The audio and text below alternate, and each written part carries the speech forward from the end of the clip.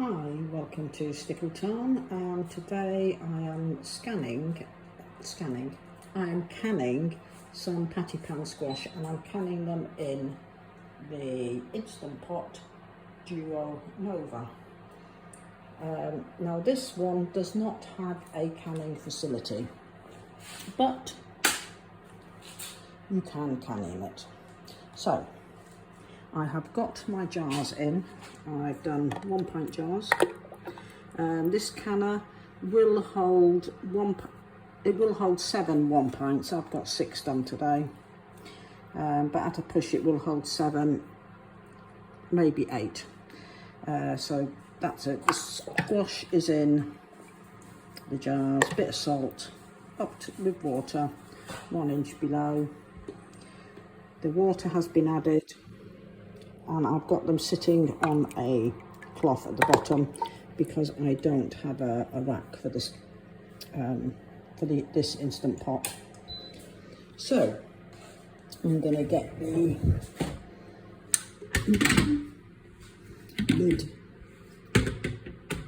Let's get it round the right way. Right, so that's the lid on. It has got a, you can barely see it, there's an arrow there and an arrow there, which means it's locked. If it's round to there, it means it's unlocked. So make sure it's locked. You need to make sure that everything is free and clean here. Right, now for canning in this one, because we don't have a canning facility, I'm going to do pressure cook.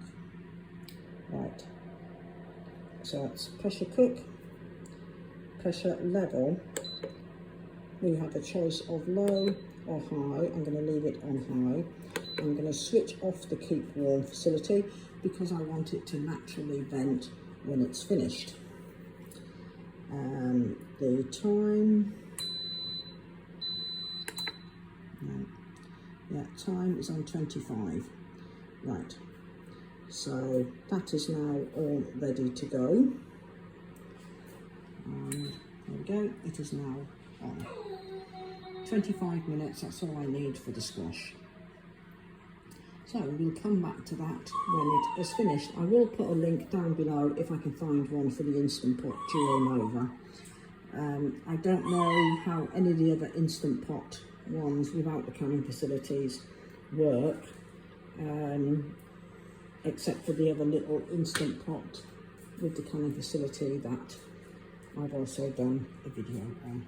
Now the Instant Pot has reached the end of its cycle, and the little valve has dropped down.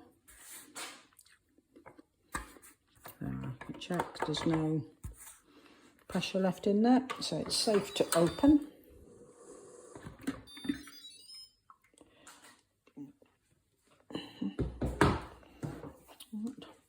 And then I can lift all the jars out.